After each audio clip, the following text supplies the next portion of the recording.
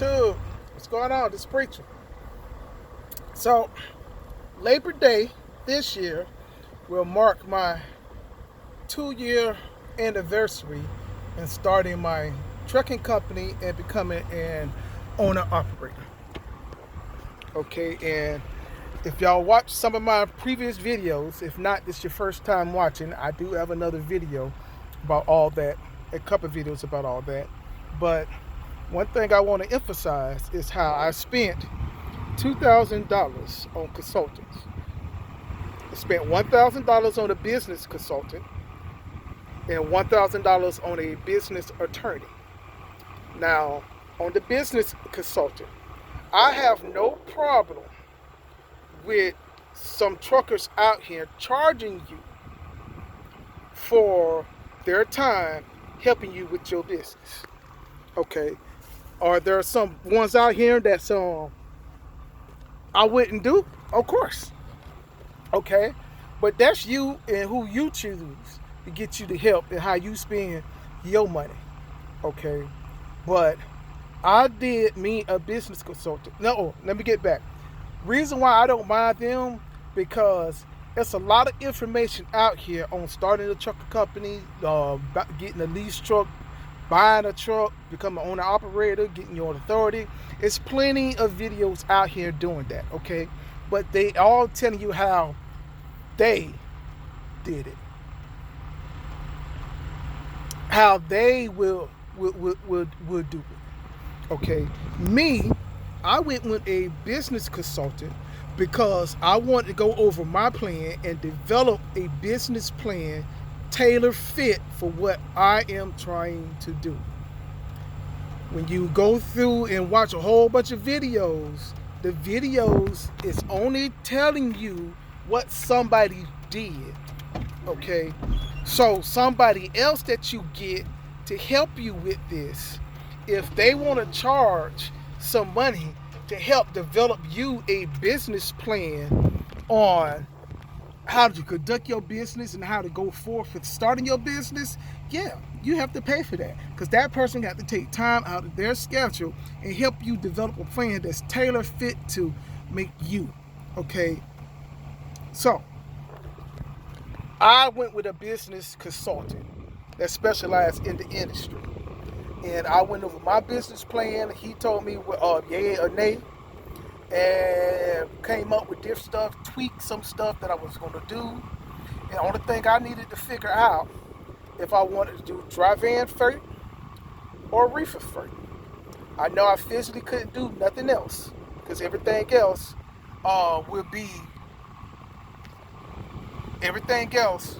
will have to deal with a lot of physical stuff, and I couldn't do physical stuff at that time because I just had my second shoulder surgery, rotator cuff surgery, so I couldn't do anything. So I went with one that's going to fit me. Then I reached out to the Rhode Island Red Rooster, and I talked to him about the reefer game, and he gave me some helpful information that helped me make my decision on if I was going to go ahead and do the reefer or not. And after speaking with him about everything and going over him my plan with the reefer stuff and asking him questions, he gave me the knowledge that I needed. So I decided to go with the driving. Okay, so starting everything how I did, right? I don't regret any decisions that I have made so far. It's no regrets. Well, after 2 years, there ain't no regrets, because everything is on me. Okay? And I knew I was starting a business. I was starting a company. And a lot of times, or if you looking to get inside this owner op game, and you coming from a company driver, that is a personal decision that you gonna really have to make. And you're gonna have to learn how to let go and move on. What I mean by that is, you cannot become a business owner with a company worker mentality. You can't get out here in this trucking industry, call yourself going to be a lease operator or owner op, but still have a company driver mindset. You can't. because you wear two hats. Okay, you are the company driver, but you also is the business owner as well. And if you still have a company driver mindset, you're gonna fail every single time. Y'all seeing it. Y'all see all these YouTube truckers up here. They start off, y'all flop to them, y'all do all this other particular stuff with them, and everybody who else being out here is like, okay, this not gonna last long. This is not gonna end well. And what happens? They all get out their truck. They all get out of their lease. They all do. Or they jumping from lease, purchase from a different company to a different company. They 4 months with this company. They leave that company, go to this here company. They leave that company, go to this here company. It's a revolving door, revolving circle. So you have to know you're going to have to get out of that company driver mindset. Okay, because the company driver mindset is, if this ain't working out for me, I'm just going to quit and go to another company. But when you're a business owner, when it's not working right for you, you got to find a way to make it work. Okay, and the problem is, a lot of people is running to starting a trucking company, trucking business, and you never managed nothing before in your life. You never ran a business before in your life.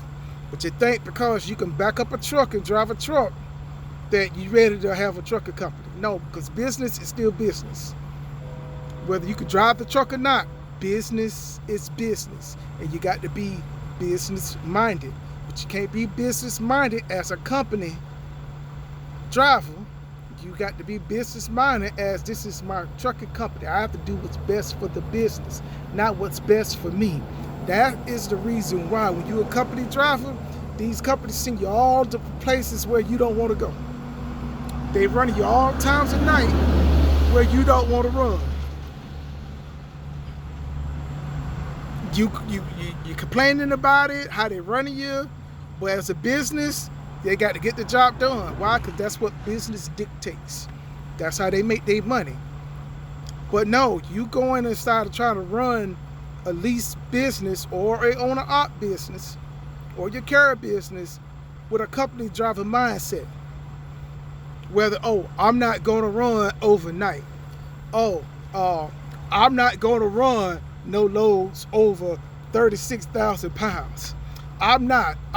You keep saying what you're not going to do, but what you're not going to do is going to make you shut down your business. Because you're going to start complaining about you're not making no money. There's no money out here. And now the finger pointing begins. And you want to blame everybody else but yourself. Is the problem. You can't blame the rates. You know why you can't blame the rates? Because there's people out here that are still making it with the rates how they are. You can't blame the fuel. Why? Because people out here still buying fuel at high prices. So you always have to remember, okay, what is it that I am doing wrong? And stop trying to be like, I know it and this is how it is and I'm going to make it work like this. No, reach out to people in this game that's been doing this for a while that know how to do this stuff. Don't go to the next greatest shoe shine YouTuber that's out here that's just doing all this kind of stuff. And now they out here for 1 or 2 years and now they talking about how they making all this money. They're making all this money. Why is they making all this money and then at the end they shutting down everything? What a 1 truck or 2 truck operation. I don't get it. I don't get it. Because if you can't run 1 truck, why you trying to get 2 trucks for? First, learn how to run 1 truck and make that work and make that be successful before you get up and try to get another truck. I done seen too many YouTubers talking about their second truck that's just sitting. And problems they got with their first truck, talking about they got to wait to get this fixed because they don't have the money to get it fixed. So you got 2 trucks sitting here, one that you drive and one that's sitting there, and the one that you drive, you don't even got no money to fix it all the way. Okay, so that's what I mean by listen. You got to get out that company driver mentality. You got to talk to people who in the business that know what they're doing. That's the only way you're going to be successful. Spend the money up front and do the research you need to do. And just because you find things on YouTube or people on YouTube, that don't mean that's the research. Your research is, well, I saw this video and I saw this video. No, how do what you're trying to do, put that on paper. Write out a business plan. Put that on paper. Do real world math things. Get yourself these load boards. Everybody telling you all these load boards that you can sign up for 30 days for free. Hit my link. All that stuff. Hit the link. Get on the load board 30 days for free. You know the fuel rates that's out here, right? Do your basic math. Addition and subtraction, man. Multiplication. Do your basic math. And act like you out here running based off the rates that you are seeing before you try to get inside this op game or this lease game. That's what I did for a whole year when I was with Warner. A whole year. My students used to be able to write down this stuff. I write down how much fuel that I just bought, how many gallons. I write down how many gallons I was going per week. I wrote down my truck, how many miles per gallon it was getting. I started listening to Warner when they start to penny pinch on everything. Tell us not to be idling while we unload it or we unload it. Turn your truck off and all this other particular stuff. Trust me, all these little things that Warner was telling me to do and how I'm supposed to do, how it was micromanagement, I was writing all that stuff down. Oh, okay, so I got to do it like this. Oh, okay, do this. Okay, so why they doing this? They got to be doing it for a reason. Okay, let me do this. I started doing all that. So I started to know how much expenses versus how many miles I was going. So in this owner-op game, that's what I had to do when I first started off.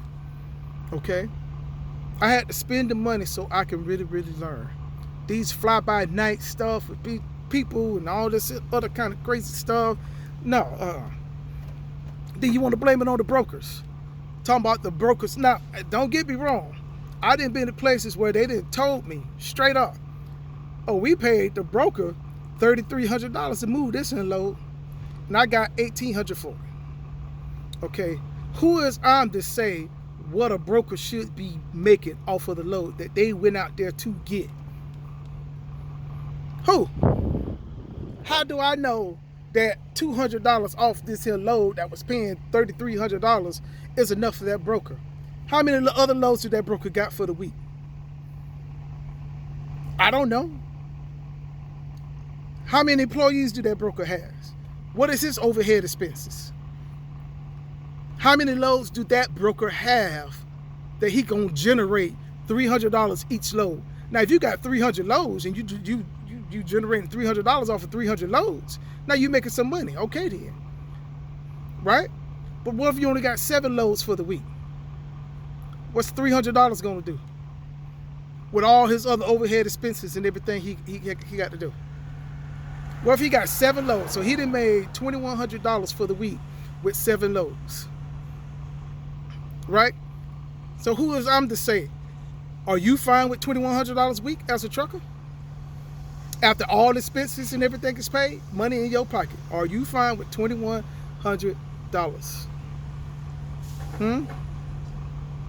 So I'm not finna sit here and crash the brokers because this. Long as I get mine. And if I can't get mine for this one particular broker, I'll move on. That's what I do. But I learned to build relationships. I got this from the business consultant and the business attorney. Build relationships with your partners and vendors that you're going to be using in your industry. That way, y'all develop a relationship. That way, y'all can count on each other when each other need help. I learned that. I had to learn that. I really did. Because, it's almost up. Look, so let me tell you. The broker that I started off with doing my HVAC loads, my all my AC stuff and stuff like that, my HVAC load that I do now, I started off at $750 for the same load going the same miles that I make $1,250 for. Why? Because I built a relationship throughout the time. It didn't take long to get up to that point. It really didn't. But I started off at $750. Yes, I did. Got to start somewhere, man. Start off by building relationships in this owner-op game and lease game. Let's build relationships. Okay, this is going to be the end of part 1. I'll have a part 2 later.